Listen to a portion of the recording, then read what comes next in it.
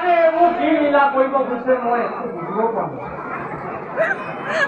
লিখিয়া দৈত্যই আখুৰি তথ্য পাতি ইমানটো দেৱৰক্ষীক ব্ৰহ্মৰক্ষীক বলি দিছে আৰু দেৱতাসকলক ধৰি আনি বলি দিয়া কথা ভাবিছে।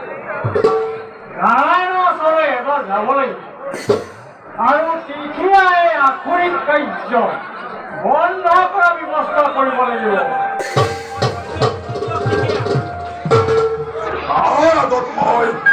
তোৰ ব্যৱস্থা কৰিম নহলে সেনাপতি কালজয় মহাদেৱক আগুৰি ধৰা মোৰ পূজাৰ দ্বিতীয় বংশ পূৰণ কৰি নিজে নিজে পৰিহাললৈ আত্মহৰণে